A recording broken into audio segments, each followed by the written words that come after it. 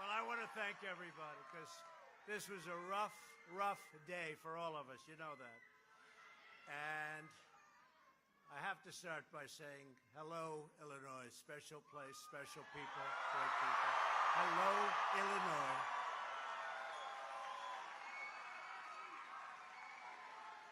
And I'll tell you what, with this crowd, Mike Bost is going to win big. He has to win big. He has to win big. But it's great to be back in the heartland with thousands of hardworking American patriots as we work to reelect a great man. And actually, to be honest, we have 3 great congressmen here with us today. And we're going to get every one of them in office. And I want to just thank you. But I do specifically, he's been so great on steel and getting you jobs back. I felt I owed it to a congressman to come up today, Mike Bost. Thank you. He's been fighting for you and very hard. Before going any further, I want to address the horrible shooting that took place earlier today.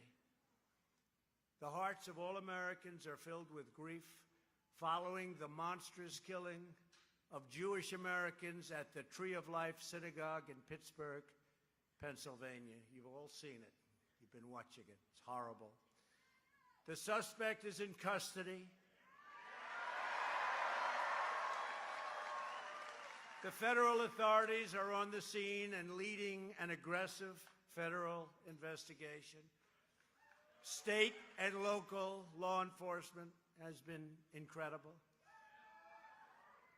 This evil anti-Semitic attack is an assault on all of us. It's an assault on humanity.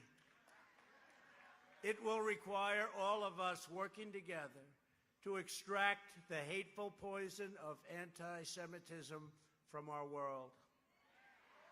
This was an anti-Semitic attack at its worst. The scourge of anti-Semitism cannot be ignored, cannot be tolerated, and it cannot be allowed to continue. We can't allow it to continue. It must be confronted and condemned everywhere it rears its very ugly head. We must stand with our Jewish brothers and sisters to defeat anti-Semitism and vanquish the forces of hate. That's what it is. Through the centuries, the Jews have endured terrible persecution, and you know that. We've all read it, we've studied it. They've gone through a lot. And those seeking their destruction, we will seek their destruction.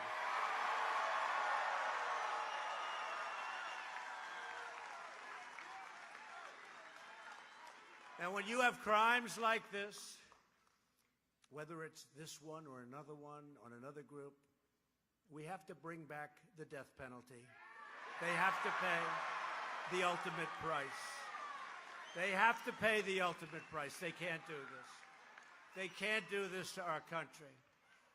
We must draw a line in the sand and say very strongly, never again.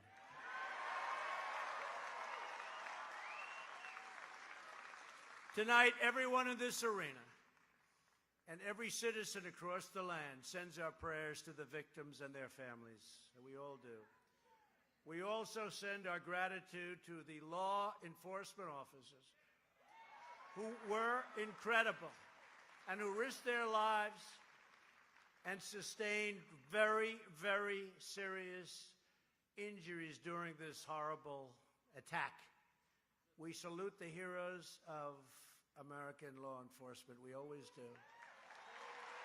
We always do.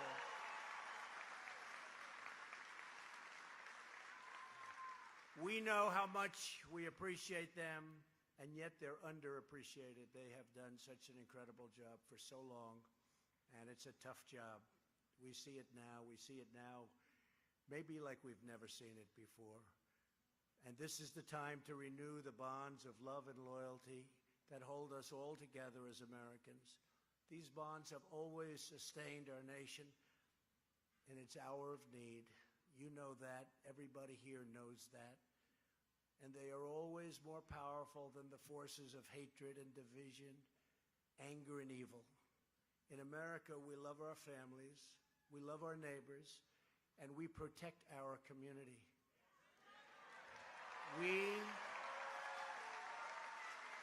We trust in God.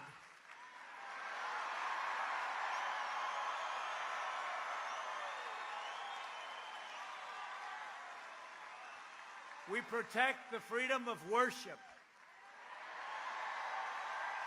And we believe in the power of prayer. We defend our Constitution. We defend our heritage.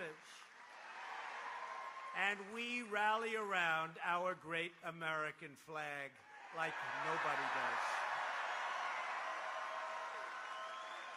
All of us here tonight are united by these same American values, and we are all fighting to defend these values in this election. This is a very, very important election.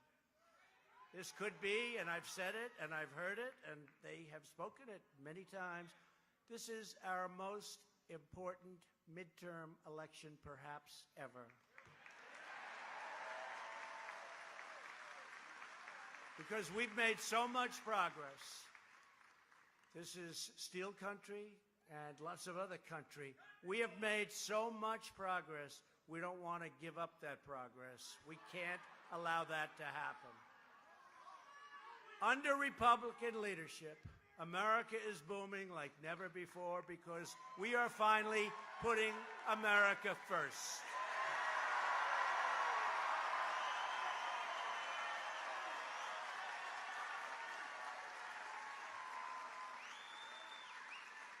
And because we put America first, I had a big decision to make. I just spoke to the future farmers of America in Indianapolis. And with what happened early today, that horrible, horrible attack in Pittsburgh, I was saying maybe I should cancel both, this and that. And then I said to myself, I remember Dick Grasso, a friend of mine, great guy. He headed up the New York Stock Exchange on September 11th, and the New York Stock Exchange was open the following day. He said, and what they had to do to open it, you wouldn't believe. We won't even talk to you about it. But he got that exchange open. We can't make these sick, demented, evil people important. And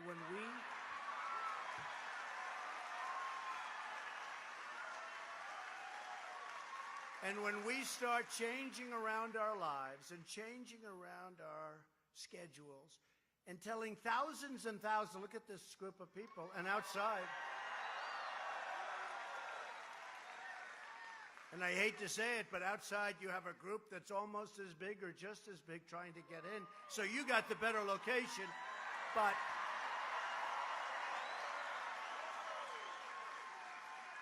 they have a better movie screen, okay? And they're great. I see them right there. A lot of people and great people. But we can't allow people like this to become important.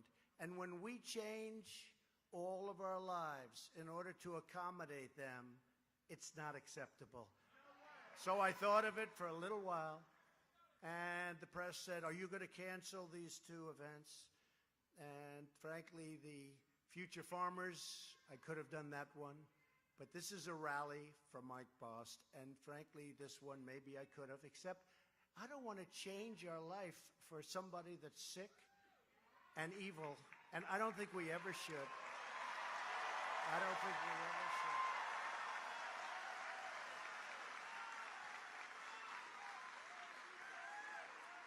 Remember the New York Stock Exchange. Remember the teams, the Yankees, George Steinbrenner. He said, we got to play. Even if nobody comes, if nobody shows up, we got to play. And I remember that George was a tough man. He was a friend of mine, but he was a good man. And he said, we got to play. And they all played. Now, thank you very much. Thank you. Thank you. And I love the people up here also, and I didn't want to have any excuse. I could have had a little bit of an excuse. There was no excuses. We have our lives, we have our schedules, and nobody's going to change it, okay? So we're here, so let's have a good time.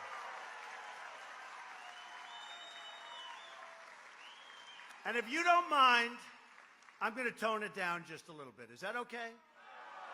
No. Well, you're from Illinois. I had a feeling you might say that. I know you well. I had a feeling you might say that. But I do. I really appreciate it. And you are amazing people. And we wouldn't miss this. We wouldn't miss this. Thank you very much. Thank you very much.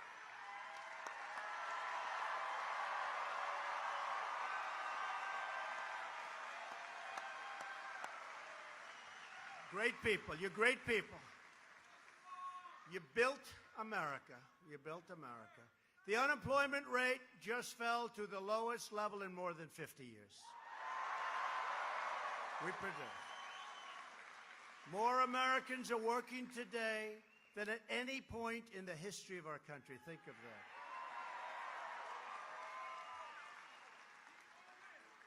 And I don't want to be rude, but your steel industry was dead as a doornail, and now it's a hot industry again. A hot industry. They can dump if they want, but they're going to pay a big price, and that's what happened. And U.S. Steel is bringing back many plants, you know that, and they're opening up some new ones.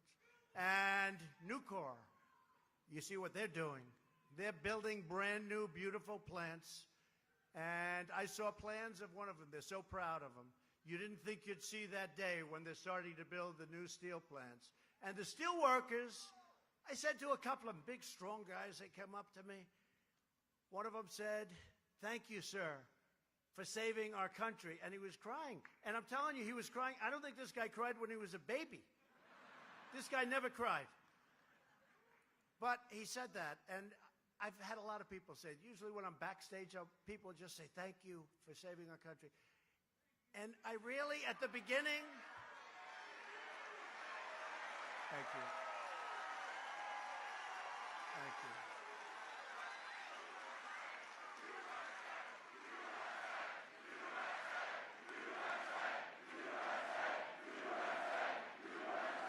Thank you. And at the beginning, when people would say that to me, I'd sort of like, I'd say, that's surreal. That's a big statement. But I realize now when I see what's happening and what's going on and the no border theory and take everybody into our country when we can't, I realize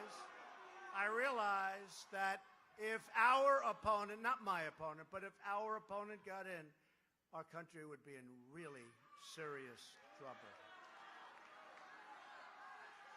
Maybe to a point where it never could come back again. We are bringing it back. We just passed a massive tax cut for working families, and we will soon follow it up with another 10% tax cut for the middle class. We're working on Kevin Brady.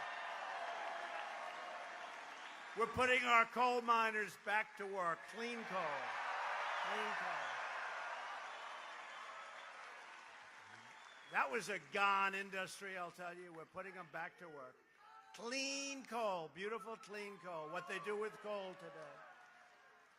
And I know you won't like this much, but we're putting our steel workers back to work, right? We are really putting them back to work. We are putting our steel workers back to work. And by the way, that's an industry you can't do without steel. We were at a point where we were just running on fumes, and we need steel for defense and aluminum, by the way, which is also roaring back. But we need steel and aluminum for defense. Some industries you can. You can go buy it from somebody else. We can't lose steel. So those furnaces are starting up all over the place. It's a beautiful thing to see. I'm very proud of it. Very proud of it. Thank you. Thank you, darling. Over the last 2 decades, nearly 2/3 of American raw steel companies went out of business. Did you know that? 2/3. And the rest were on fumes. More than 1/3 of the steel jobs, and now it was getting up to about 62%, were vanquished. They were gone. You could say vanquished and vanished. It's a combination of both. More than 70,000 hardworking Americans saw their jobs eliminated and their way of life destroyed. They want to make steel. And I said to them, how about another industry? We'll teach you how to make a computer, a little computer. This guy's his hands are like this, his shoulder. He doesn't want to make a computer. He wants to make steel. Does that make sense? I said the same thing to the miners in West Virginia. Remember that? I won that by 42%.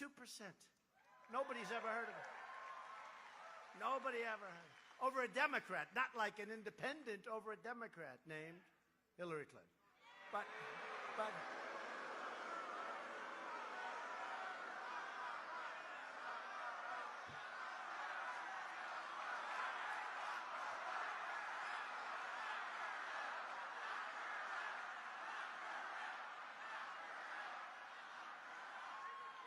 But I said to these beautiful guys, they're West Virginia, big, strong guys.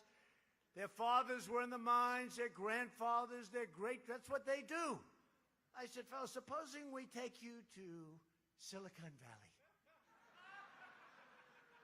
And we'll teach you, like, how to make these beautiful little keyboards, these beautiful computers. They looked at me like, hey, you know the expression, we want to dig coal. That's what they want to do. Nobody does it better in the world. And that's what they want to do. Guess what? That's what they're doing again, okay?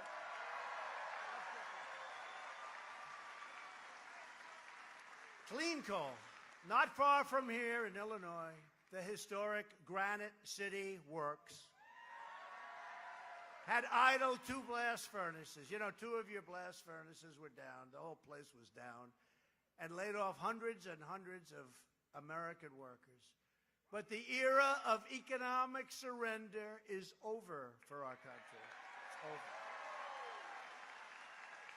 And earlier this year, I kept a very crucial promise. To protect our national security, I imposed a 10% tariff on foreign aluminum and a 25% tariff on foreign steel. And now our steel, aluminum industries are roaring back to life like nothing you've ever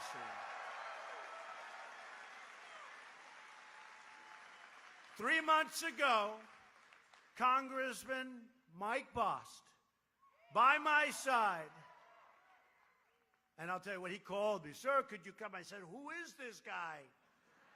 He doesn't stop. He's a great guy. He called me, and I came to Illinois, and we celebrated the reopening of 2 blast furnaces at Granite City, and it turned out that that was just the beginning.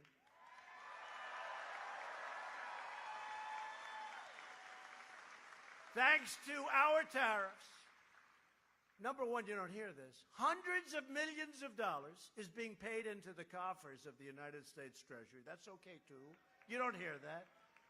Hundreds of Illinois steelworkers and steelworkers all over the country are now back on the job, pouring 2.7 million tons of raw American steel into the spine of our country.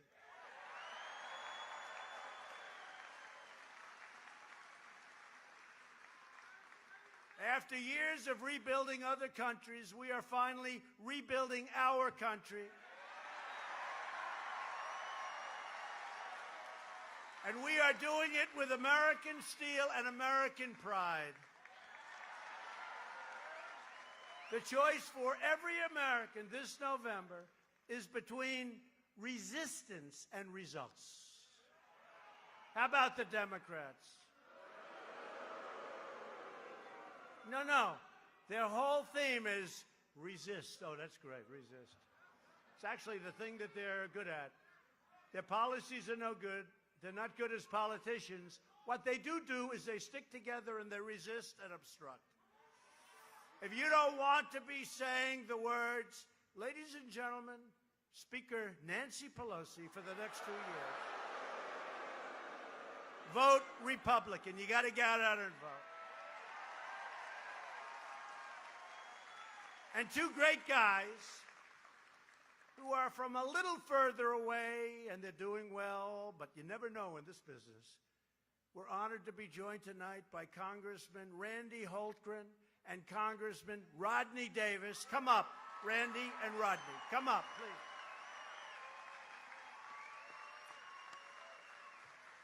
These two guys are warriors along with Mike. Mike Boss is a warrior.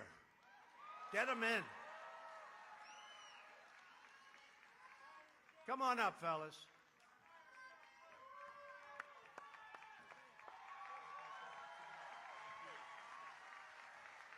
Thank you, Mr. President.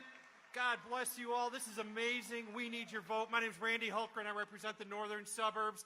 We got a tough battle running against a very liberal who absolutely is dying to support Nancy Pelosi for Speaker. We got to stop that. We got to hold the House. We got to continue to fight for this great country. God bless you all. Get out and vote. Vote early. Thank you. Hey, everyone. When I was up here earlier talking about the success of Republican leadership in Washington working with President Trump, what was that chant we made?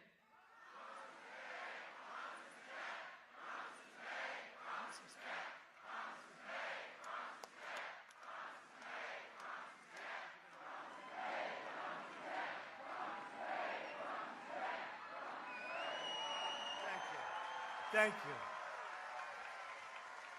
Thank you very much. I have to tell them, be careful of that runway. You know, that runway is so narrow. Can you imagine if I went down on the runway? Oh, would that be it? Oh. Oh. No, could you imagine? It would be, you're right. Well, maybe they'd give me a pass and they'd say, let's not show that. No? I'm always very careful. You know, it's funny, I walk down the plains, nobody cares if you walk nice and easy, because if I ever tripped or stumbled just a little bit, it'll be headline news. And whoever's doing these runways, whoever the hell it is, please make them a little bit wider, because that sucker is narrow.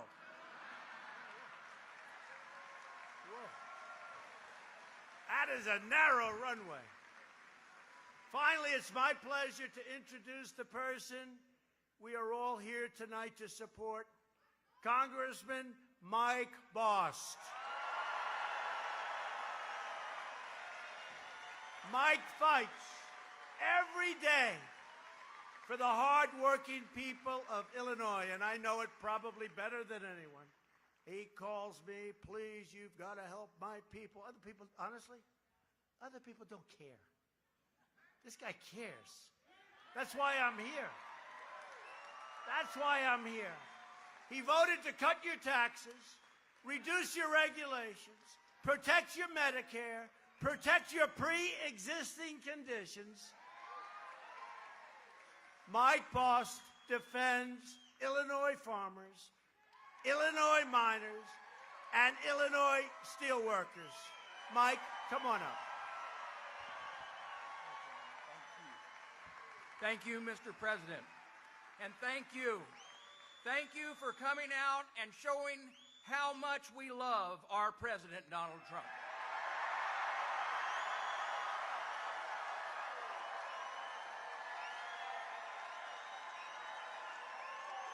Thank you.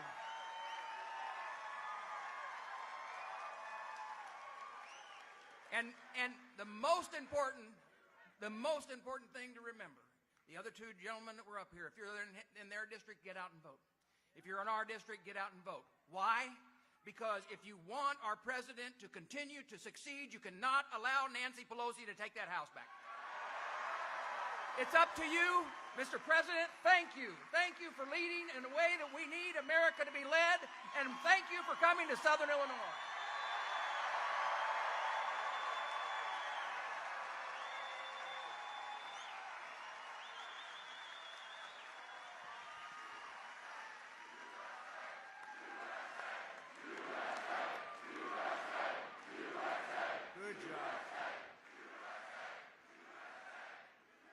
Thank you, Mike. And a vote for Mike is really a continuation to make America great again. Very simple.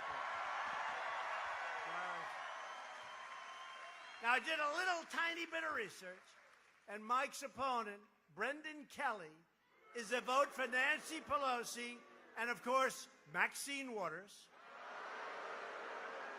and their job-killing agenda. Brendan Kelly opposes your tax cuts. He's weak on crime. He's for open borders. Can you believe some? Seriously. Forget about Brendan Kelly. Let's say you're a politician, and you're running on this platform. Open borders. We're going to take care of illegal aliens' health care. Okay? Think of it. We're going to raise your taxes. Think of it. How do you win a race like that? Seriously. How does anybody win a race like that? I don't know. Brendan Kelly is beholden to the far-left Democrats funding his campaign. His third largest contributor is a group of ultra-liberal, you know who they are, whose name tells you everything you need to know. It's called Swing Left. I think these people don't want to swing left. If you want to stand up for American jobs, factories, and workers, you must vote for Mike Bost. The Republican agenda is America's agenda. Republicans want to lower your taxes. They want less regulation. They want fair trade deals. Oh, am I making you good fair trade deals? I'm not making you fair trade deals. I'm making you unfair trade deals in our favor, okay? It's about time. You have been ripped off by a lot of countries. And I don't blame the countries. I don't blame them. I blame us. I blame our leadership. They should have never allowed NAFTA. You look at NAFTA. You look at that. You look at what the European Union has done to us. You look at what China has done to us for so many years. So we're in a little dispute with China. We put $250 billion worth of tariffs on China at 25%. And I think we're going to make a deal. Look, if we do good, and if we don't, that's okay. But we have a tremendous, and we can put another $257 billion worth of tariffs on China. And I have a feeling that everything is going to work out. They want to make a deal. I said, you're not ready yet. You're not ready yet. Remember they said, please make a deal with Canada. Please. These politicians stand up. Not Mike. Not Mike. Not the other two either. The other two are saying, don't do whatever you want. Because they want a great deal. You know, you can't just run and make it. Canada's had an unbelievable deal. Canada, we love Canada. We love Canada. And I actually like the Prime Minister. I do. But I have to, good guy, no. But for years and years, they've taken advantage. They had on dairy products a tariff of 275%. Nobody knew that until I came along and explained it. This woman goes, what? You're about 4 months late, but that's okay. And it's always tough, you know, you're negotiating. And I'm telling Mexico and Canada, hey, I don't care if we ever make a deal. And then I'll have congressmen and senators standing up saying, he must make a deal with Canada. He must make a deal with Mexico. And I'm telling them, I couldn't care less if I make a deal. It doesn't really work. It doesn't work. But it did work. And you know what? We made a great deal. And I think hopefully they made a great deal for Canada. They made a great deal for Mexico. And we all live happily ever after. But we have now got the USMCA. It's a great deal. And we opened the borders. And our companies will not be flowing into other countries. Because now if they do, they pay a tremendous penalty. Republicans want strong borders, no crime, and no caravans, right? We don't want caravans. We're not having caravans.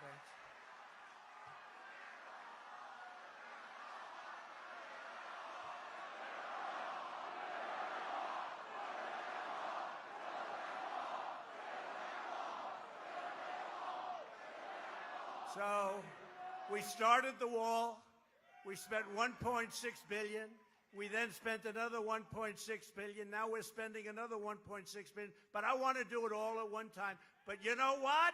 Watch. Just watch. They're going to go crazy when I say this. You're going to be so happy next week. You're going to see something happen next week.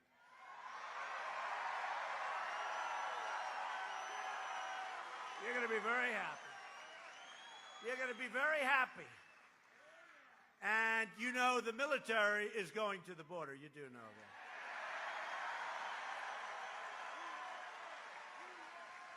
And I want the people of the caravan to come into our country, but they have to come in legally, like all of the millions of people that are waiting online right now. They can't break into our borders. They're not going to. We've done an incredible job. ICE, Border Patrol, we've done, you know, I always say, it's my fault. You know why it's my fault? Because the country is doing so well, it's so successful, that everybody wants to come here, but it doesn't work that way. So it's my fault. I take the blame. I take the blame.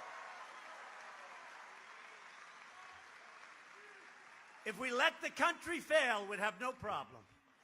But we don't want to do that. We don't want to do that. So you're going to see we called in the military. The military, oh, they're ready. They're ready. And I wish I could just tell them, and I say it, caravan.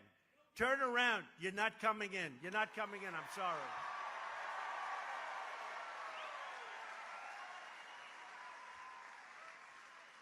We have taken thousands of MS-13 out of this country, ICE. We've gotten them out. And if you look at that large group, sometimes it gets up to 17,000 people, they say. Today, they said it's really gets bigger and bigger and doesn't make any difference because they're not coming in. They're not coming in. The military is all ready. And we're going to have border protection, you watch. We're going to have a very strong border protection. But they're not coming in. They can't come in. We want them very badly. We actually need people for our companies because we have many, many companies coming in to the United States. They're coming in. Car companies, they're going into Michigan and Ohio and all over. They're coming into Illinois. Get your taxes down a little bit. We got to get your taxes down. Right? But they're coming into Illinois. But we have car companies. They're going north, south, Carolina. They're coming into Florida. Prime Minister Abe was showing me we have a list of companies. They're all, and you know why? Because Japan has made so much money for so many years. I say we have to even it up now, folks. We have to even it up now. The European Union, last year, they made $151 billion. They won't take our product, but we take their Mercedes-Benzes and their BMWs. Not going to happen anymore unless we straighten it out. They understand that. And with China, that's the big one. That's the big one. China has been averaging $500 billion for many years. And I told President Xi, who I like a lot, he's the president of China, strong, smart. I said, I don't blame you. I was giving a speech in China, and I was ranting and raving about how China's been ripping off the country. And then I realized I was in China. This wasn't playing to me. I said, this speech is not playing well. And I looked at President Xi. He was looking up, what the hell is this all about? And I looked at him, I said, but I don't blame you. And he felt better. But he wanted to know why. I said, I don't blame you because our leaders were missing in action. They should have never let it happen.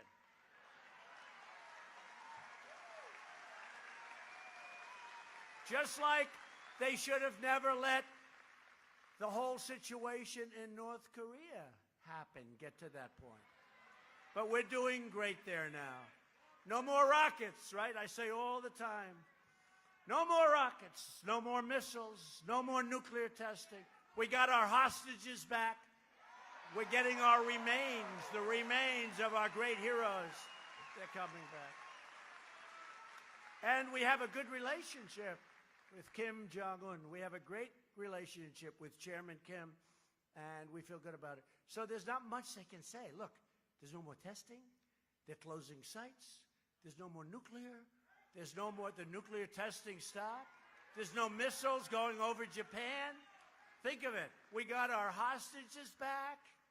We got our hostages back. We didn't. Hey, people said we'll never get the remains back. Vice President Mike Pence got the remains. He greeted the remains of these great, great heroes. Right? In Hawaii, we're getting the remains back. So the only thing they said is, now when did I leave there? 3 months ago, would you say? Singapore, would you say it's 3 months? Not much more. So let's say I left 3 or 4 months ago. The only thing they say is, it's not moving fast enough. They've been working on this for 70 years. I've been doing it for 4 months. And the rhetoric was very tough, remember? Very, very tough. They actually said, this is horrible, the way he's talking. Horrible. This is going to cause war. Well, you would have been in a war the other way. This is going to cause war. Horrible. Oh, did they go after me? So now all they can say is 2 things. They can say, we met, remember? Because we got everything. We're working along. We're getting along great. It's going to be great for North Korea. North Korea will become a great economic place. That location so good between China, Russia, and South Korea. What a location. It's going to be fantastic. But you know what? So they said, how can we go after President Trump? He met. I met. In other words, I met. Think of that. What did I give? I met. So that was one thing. The other thing they say is, it's not going fast enough. What, 3.5 months? And nothing's happened. It's so good. And remember when I first came in, or just before I came in, right? Just before, everyone really thought we were going to war. And that was going to be a potential nuclear catastrophe. Well, I can't know. I mean, look, who knows in life, right? I'm not going to say. I can only say the relationship is really good. And we're really in good shape, and they're really good shape, and they're happy, and we're happy. And if it takes long, I don't care. I tell my people, I couldn't care how long. As long as there's no testing, as long as there's no nuclear testing, moving mountains over a little bit, that's the kind of testing. But it's working well. But you remember when they said, it's too rough, the rhetoric. You remember, I don't even want to say it now because I have such a good relationship. I won't even say it. I won't even say it. But the rhetoric was brutal. But ultimately, it was all very important to get this to a point where now we really have a relationship. Now, and again, who knows? But I think it's working out really well. And before I got there, you were in trouble. This was going to be a big war, millions of people killed. Seoul is 30 miles away from that border. And you talk about a protected border, that's a serious border. That's a wall like you never saw before. You look at that wall and you say, I'll pass. I'm going back home. That is I looked at it, I saw it. That's a real deal. It's a fence with a lot of electric current going through it. A lot of different things happening on that fence. You know what you say? You take a look at that, you say, I'm passing. But you know, it's funny. So with that one, they said, he's too tough, it's too strong, the rhetoric is, we're going to end up in war. I had a great meeting with Vladimir Putin. Great meeting. I talked about everything. We will do great. And don't forget, Russia wants our help economically. We're an economic, we have created such wealth. I have done a really good job. $11.7 trillion. Russia wants us to be involved. Russia wants us. Everybody wants our help. I brought up the pipeline. I said, why is Germany paying billions of dollars a month for energy in a pipeline that goes to Russia? Why is Germany giving billions of dollars to Russia, and then we're supposed to protect Germany and Europe from Russia? So they're paying the person and the country. Think of it. They're giving billions of dollars for the pipeline. Nobody else brought that up. Nobody else. I brought it up. But they said he was too nice to Putin. So with one I was too rough, the other one I'm too nice. And let me tell you, if I walked up to President Putin and started a boxing match, and I would have done just fine. But if I walked up to President Putin and started a boxing match, they would have said, he was too tough, this is terrible. In other words, makes no difference. Makes no difference. But we had a very successful meeting with Russia and President Putin, and we're just doing great in foreign affairs. We are doing so much better than anybody thought possible, so much better than we've done in years. And we'll end up getting along well with Russia, well with North Korea, well with China after we equalize out. But we're getting along with a lot of people, and part of the reason we're doing that, and very important for us, is we have built and are in the process of building, by far, the strongest military that we've ever had. We have to have that. We have to have that. But even that, it's economics, because people want a part of this dream. You know, every country, virtually, that comes in to see me, the Prime Minister, the King, the Queen, the President, every country, they start off by saying, Mr. President, congratulations on what you've done. We've never seen numbers like this coming out of the United States. We've never seen anything like that. We've never seen. And if we can help other countries, and that includes the big ones and the strong ones, I want to help them. We want to get along with everybody. We want to get along with everybody. But we want to have a level playing field, not what we had before, okay? Earlier this month, we achieved a historic victory for our Constitution and for the rule of law. We proudly confirmed the newest member of the United States Supreme Court, Justice Brett Kavanaugh.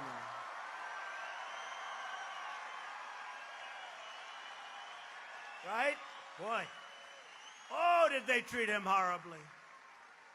Did they treat him badly? A great scholar, a great intellect, a great person, great family. Did they treat him badly or what? That was hard to believe. This will be the election of the caravans, the Kavanaughs, law and order, tax cuts, and you know what else? It's going to be the election of common sense, because most of it's common sense, right? A lot of it's common sense.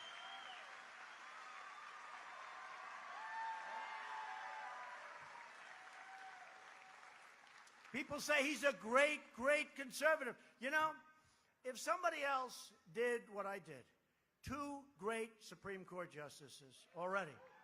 Justice Neil Gorsuch, don't forget, one of the greats. He's doing fantastically. Another great intellect, great scholar. Harvard, Oxford. These are serious, great people. Justice Kavanaugh, Yale, then Yale Law School, top talent. I heard with Justice Kavanaugh for years, long before I thought of doing this, 10 years ago, I heard someday there's a man named Brett Kavanaugh. He'll be on the Supreme Court. I said, who is that?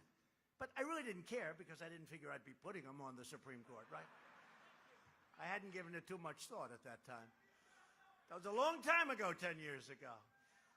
But we are doing great. But if somebody named Bill Smith was president and he did the things I did, tax cuts, regulation cuts, 2 Supreme Court justices, right to try. You look at all of the things we've done for the vets. You look at the rebuilding of our military, $700 billion. And his name was Bill Smith, President Bill. They would say he is the greatest conservative of all time. But because his name is Donald Trump, you have the haters and they continue to hate. These are foolish and very stupid people. Very stupid people. No, I see some of these guys, seriously. And look, for the most part, I think I just came out, was it 93%? I'd ask them. Hollywood, look, this is like the Academy Awards. Look how many cameras they have back there. It's the Academy Awards. We are in the Academy Awards. But 93% of the people in the Republican Party, it's like a record or something like that, 93% have a high approval rating of Trump, okay? But I'm not talking. I'm talking about that tiny little, you know, the losers that were some guy named Bill Kristol. Listen, he called it wrong from day one. He said, he is not going to run. Okay, I ran. He is not going to win the primaries. Okay, I won the primaries. He will not win the election. I won the election. He will never get a Supreme Court justice approved. I got that. He will never get tax cuts. I got that. He will never cut regulations. I cut more regulations than anybody in the history of the country.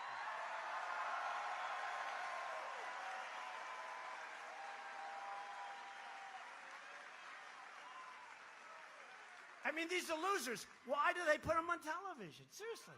Why are they on television? Every time I watch, and I want to say, gee, I wish you could almost like debate these people. They're like fools. And just say every single thing that they've wanted in their whole life that they never would have gotten, I've got them.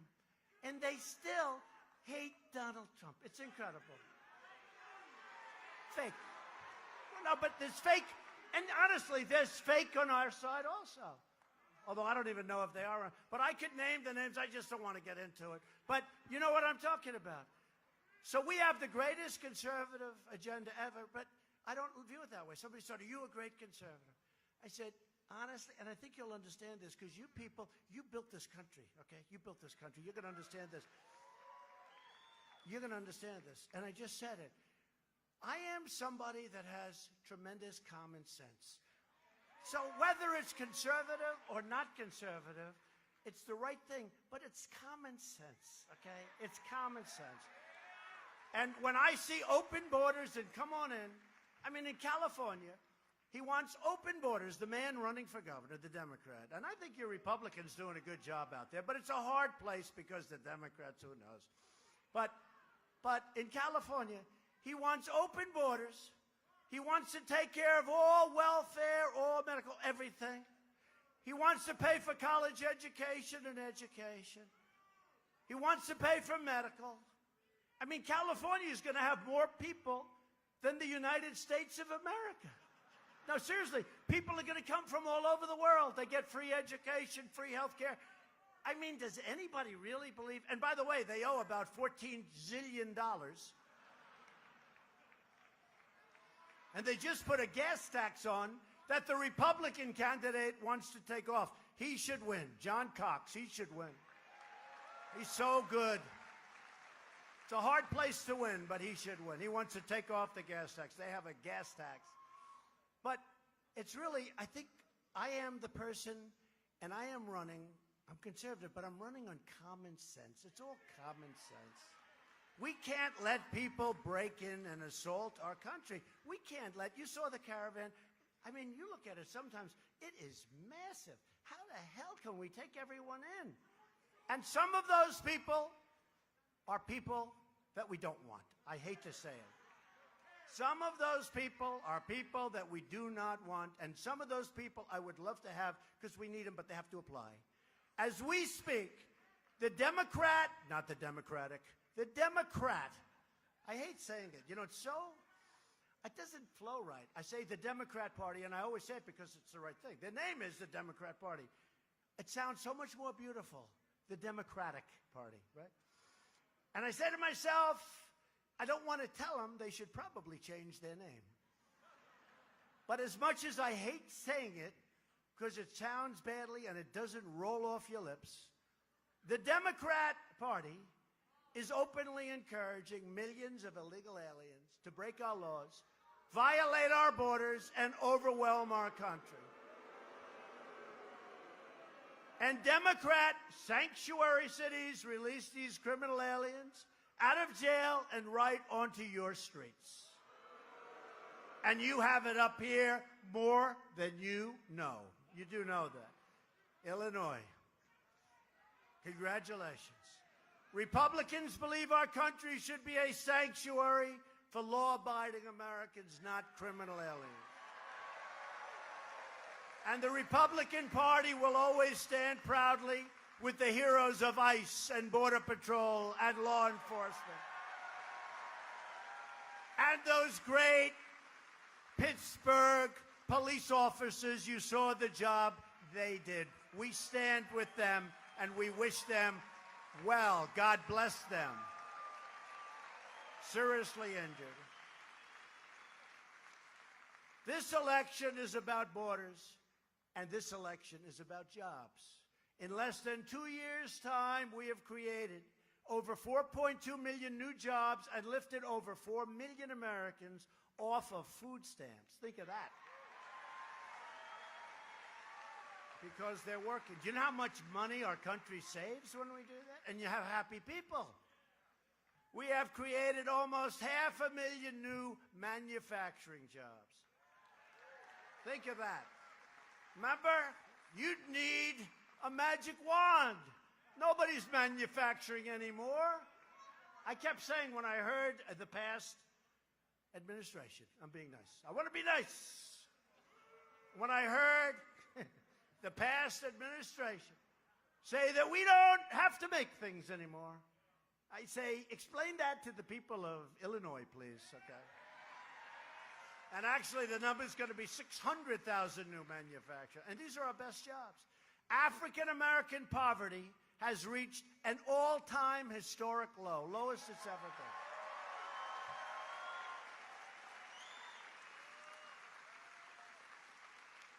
That's why Kanye West and Big Jim Brown and so many others,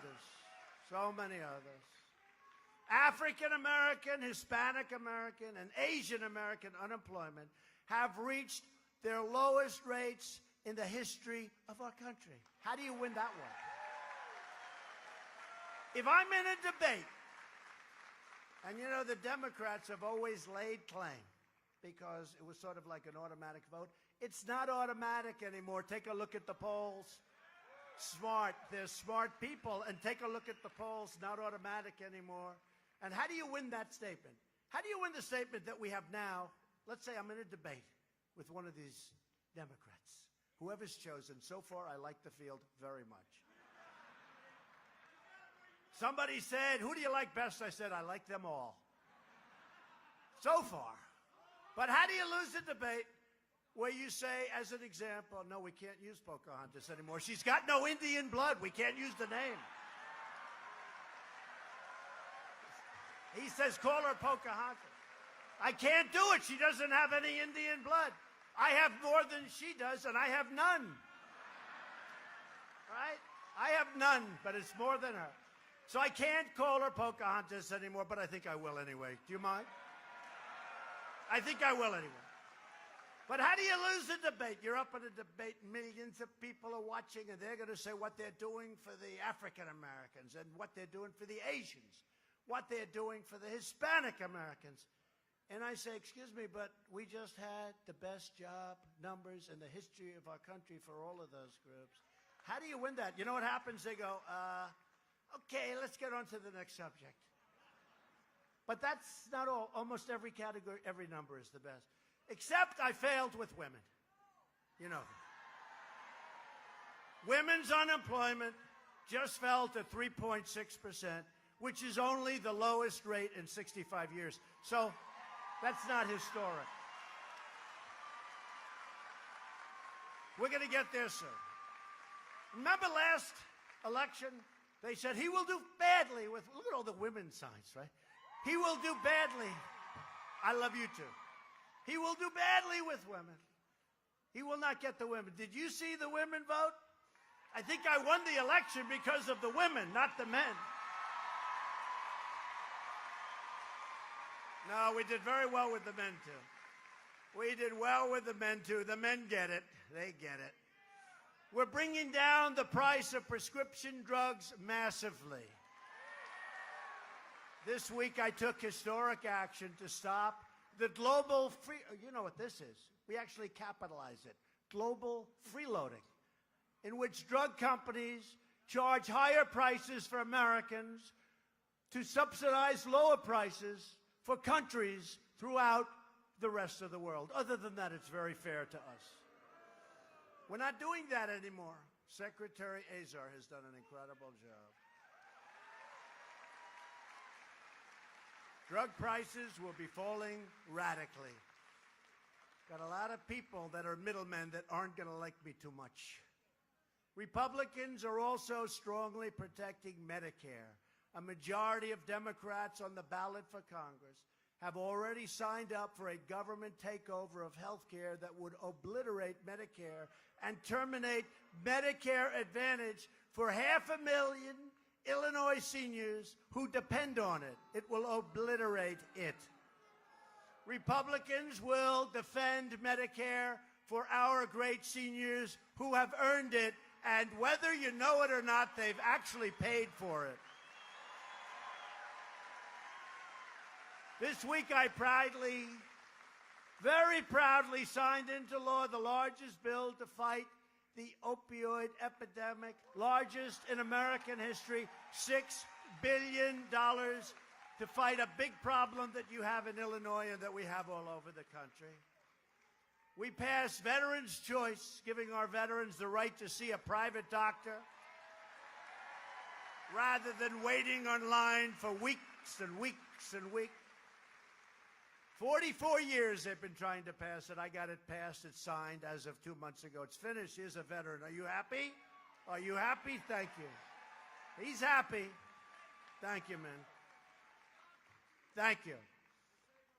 Thank you. He just said, you saved our country. I love you, veteran.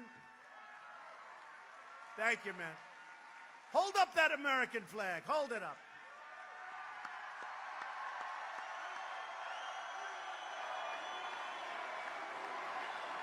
Great. Thank you. Thank you. I like him. I like him. At first I thought he was a protester. We don't seem to have too many protesters anymore. You notice? A lot of love in these rooms. We don't have too many. I shouldn't say that. They'll start sending paid protesters at it. And the landmark VA accountability law, don't forget that, to ensure anyone who mistreats our great veterans, and by the way, in prime time, they would have never mistreated our veterans, but they were bad. We have sadists. We have some bad people. They're gone. Boom, we fire them. You weren't able to get that for 45 years. We got it signed. We got that signed too. Veterans' choice and accountability. They're accountable. If they steal, if they rob, if they hurt our veterans, if they're not there, if they punch in but they're not there, we can fire them. And you think that was easy to get through unions and civil service? It wasn't. But we got it passed, and I signed it. And they let go of a lot of people that were not treating our veterans properly. We secured $716 billion to fully rebuild the United States military, and at my direction, the Pentagon is now working to create the sixth branch of the American Armed Forces, the Space Force. Space Force. Very important. Very important. And I withdrew the United States from the horrible one-sided Iran nuclear deal. It was a catastrophe. And Iran is not the same country anymore, I hate to say it. And we have recognized the capital of Israel and opened the American embassy in Jerusalem. And all together, because I don't know whether you know it or not, but I know it, and a lot of you do know it, this is the greatest political movement in the history of our country. This is the greatest. In the history of our country, we have a lot of bad people out there trying to hurt us, but we're not going to let that happen. We've made extraordinary progress, and we're just getting started. Keep winning, he said. You're right. We're going to keep winning. We're going to win so much, you people are going to get so disgusted and tired. You're going to be so tired of winning. You're going to go to Mike Boston. You're going to say, please, Mike, get with the president. We can't stand all this winning. The truth is, we are winning. We're starting to win a lot, you have to say. Mike, talk to him. Talk to him. Talk to our president. We're not used to this. We've been losing for so many years here in Illinois, and now we're winning. Our steel is coming back. Our taxes are going down. Our regulations are going out. We got health care that's good. We got rid of the individual mandate disaster from Obamacare. Mike, we don't want to win so much. We're getting tired of winning. It's getting boring. And I'll say, I don't care, Mike. I'm not going to obey that one. We're going to keep, you go back and tell the people of Illinois and the rest of this country we're going to keep on winning.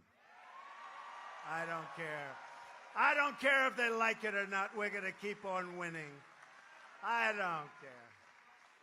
But I know the people of this country, and the people of this country, they want to keep on winning. That I can tell you. If you vote Republican this November, we will continue to cut your taxes, cut your regulations, and raise your incomes like we've been doing. Think of where you are now compared to where you were 3 or 4 or 5 years ago. It's like a different planet. We will protect your right to free speech and religious liberty. And we will continue to appoint judges who will uphold and defend the Constitution of the United States. We will fully secure our border. We will pass Kate's Law. We will stop sanctuary cities, stop catch and release, end the visa lottery disaster. We will end chain migration, and we will keep the criminal drug dealers and terrorists the hell out of our country.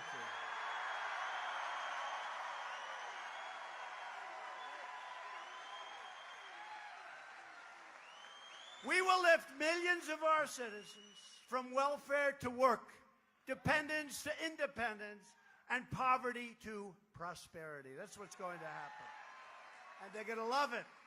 For years you watched as your leaders apologized for America. Now you have a president who is standing up for America. We are standing up for your values. We are standing up for our great steel workers. We are standing up for the great state of Illinois. And we are proudly standing up for our national anthem.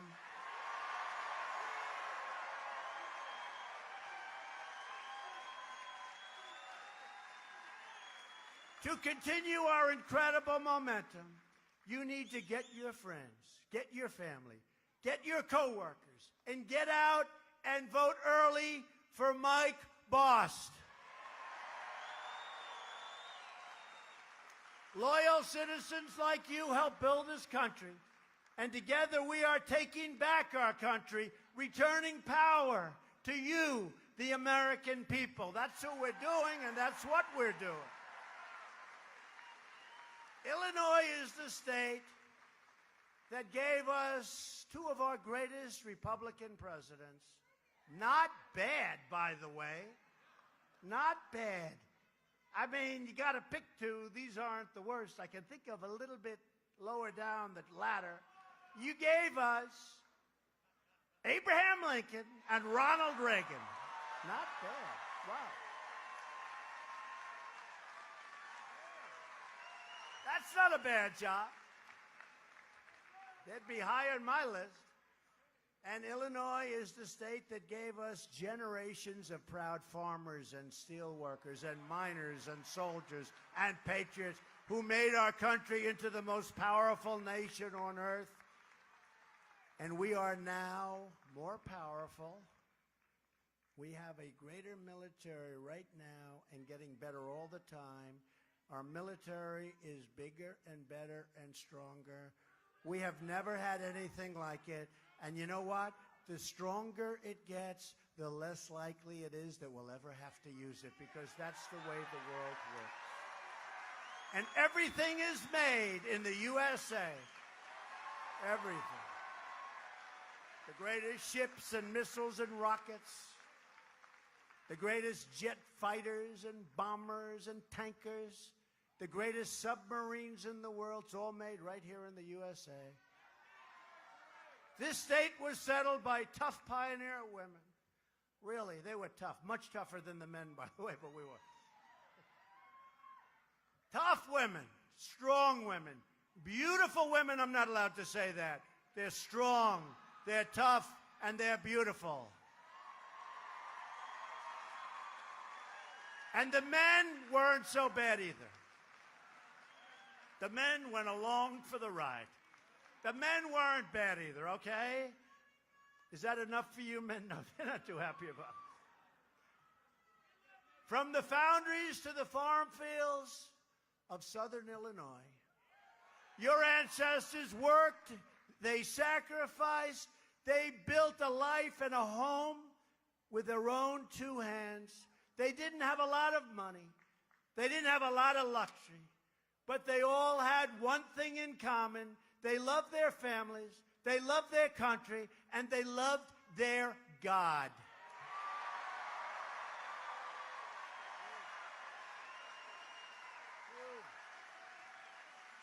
These courageous Americans did not shed their blood, sweat, and tears so that we could sit at home while others tried to erase their legacy, tear down our history, and destroy our proud American heritage.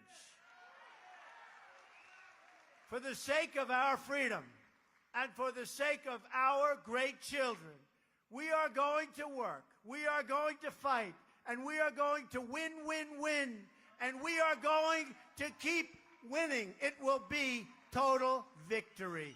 You know it, and so do I. We will not bend.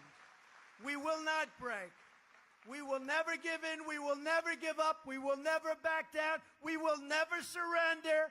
And we will always fight on to victory. Always. We are one people and one family with one glorious American destiny. We all share the same home. We all share the same heart. We all salute the same flag. And we are all made by the same Almighty God.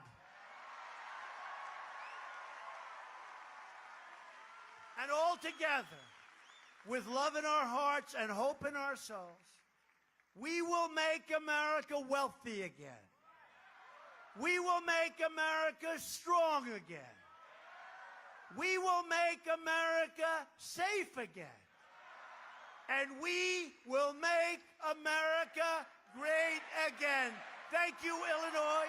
Thank you. Thank you.